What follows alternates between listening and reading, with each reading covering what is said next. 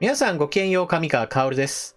今回取り上げる話題は GSOMIA 破棄に向けての米韓の動きというものを取り上げていこうと思います。今、米韓の間では在韓米軍の駐留費用についての話し合いというのが本格化しています。また、インド太平洋戦略上における海外派兵についての協定の見直しなども話し合われています。こういった重要な話し合いが行われているために、アメリカの高官が次々と警国に訪れているような状況です。そのため、在韓米軍の駐留費用についてどうしようかというお話をすると同時に、GSOMIA 破棄について考えを直しなさいというような圧力がムン・ジェイン大統領にはかかっています。しかし、そのような状況の中で、軍とムン・ジェイン大統領の意見は完全に分かれているように見えます。それでは、そのことについて触れた記事をお聞きください。協定維持の前提、日本の輸出規制強化撤回と警国国防省。アメリカのエスパー国防長官は15日、訪問先のソウルで、チョン国防相らと米韓定例安保協議 SCM を開催した。両氏は協議後の共同記者会見で、23日午前0時に執行する日韓の軍事情報包括保護協定 GSOMIA は安全保障上重要だとの認識で一致。ただ、チョン氏は警告側が破棄決定を見直すには日本の輸出規制強化の撤回が前提になるとの従来からの姿勢を改めて示した。アメリカは協定を維持すべきだとの意向を示していた。8月に協定の破棄を決めた警国政府は、日本が警国向け輸出規制強化を撤回しない限り、決定の見直しは難しいとの立場を示し、この問題は米韓関係とは切り離して考えるべきだと説明してきた。エスパー氏は15日午後にムン・ジェイン大統領や国家安保室長との会談も予定している。SCM には米韓の防衛・外交当局者らが同席。SCM には米韓の防衛・外交当局者らが同席。14日には双方の軍の制服組トップであるミリー統合参謀本部議長とパク合同参謀本部議長がソウルで定例の軍事委員会を開いた。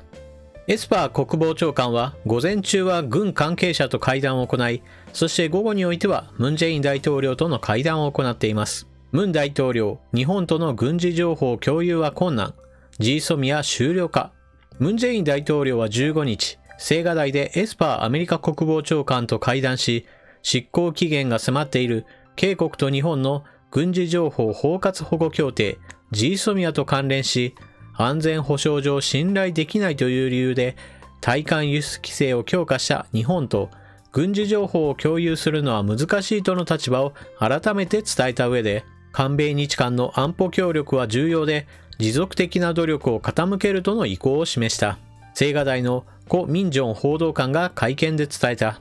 エスパー氏はこれに理解を示した上で、GSOMIA に関連した問題についてよく理解しているとし、この懸案が円満に解決されるよう日本にも努力するよう要請すると述べた。一つ目の記事で触れられているように、警国の国防大臣は GSOMIA が重要であるという認識で、エスパー国防長官と同じ認識だというふうに話しています。しかし同時にこの GSOMIA をどうするかについてはあくまでも政府が決めることであり、日本側が折れてほしいというようなことを要望として述べています。そして二つ目の記事においては、いよいよムン・ジェイン大統領がこの問題について触れました。そしてムン・ジェイン大統領はこの問題については我々が決めるのではなく、あくまでも日本側がホワイト国から除外したことに起因しているということを繰り返し述べています。このことからわかるのは、日本側が態度を変えなければ、ムン・ジェイン大統領は自分も態度を変えることはないという宣言をしたことです。では、日本政府が警国に対するホワイト国指定というものについて撤回するのでしょうか。今のところそのような動きは全くありません。強制徴用工問題などにおいては、いわゆる親韓派議員たちが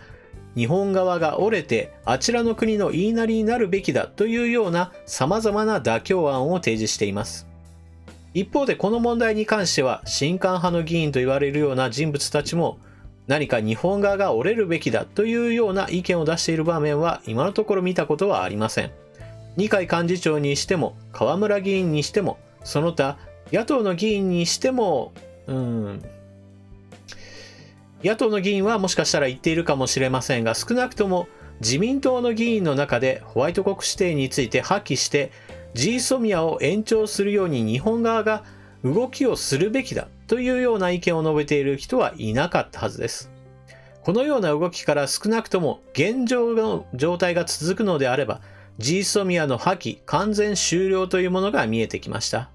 ただしこの問題についてムン・ジェイン大統領は明らかに一つ読み違いをしています。それはアメリカの激怒を買うということを未だに無意識なのかそれとも意識してなのか全く考慮していないことです。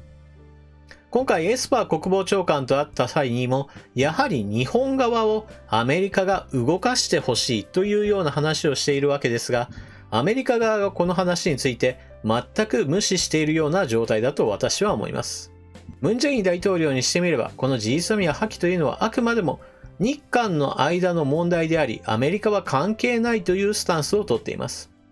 そして国民もこの GSOMIA を破棄すべきだという支持率は大統領の支持率よりも高くなっています。つまりムン・ジェイン大統領の岩盤支持層だけではなく中間派の人たちも GSOMIA については破棄すべきだという考えでまとまっているのです。もともとムン・ジェイン大統領に反対派の人たちにとってみればそれはもちろんアメリカが起こるというような事実を考えればこれは反対すべきだというわけですが、そのような声はムン・ジェイン大統領には届いていないでしょう。また今回の問題においてアメリカの圧力によって日本側が譲歩するかといえばその動きは小さいと思います。なぜならばアメリカ自身はこの貿易問題と安全保障問題は全く別物であるということで日本側と意見を同一にしています。またそもそものホワイト国指定からの除外についてもその原因がアメリカにとっても納得できるものです。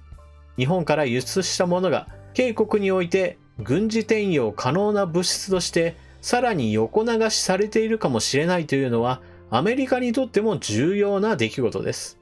このような全体像を見ていくと今回改めてムン・ジェイン大統領が日本側が動かない限りはこのまま GSOMIA について終了するということを話したわけなので、私はこのまま終了というパターンが一番確率が高くなったように思います。もしもそれを覆すとしたらやはり日本国内における新韓派議員たちが安倍総理を動かしてこの状況を何か変えるような日本側の妥協を吹き出した場合だと思います。先週までのムン・ジェイン大統領であれば GSOMIA をこのまま終了させるにしても破棄を撤回するにしてもどちらに転んでもいいように様々な外交努力を行ってきました。しかし日本があまりにも動かないためについには日本のせいにしてこのまま終了させようという路線で確定したようにも見えます。皆さんはこのニュースについてどのような考えをお持ちでしょうか。ぜひともコメントを書き込んでいってください。それでは動画を最後までご視聴いただきありがとうございました。チャンネル登録してない方はぜひともチャンネル登録をしていってください。そして動画が見終わった後には評価ボタンのクリックをお願いします。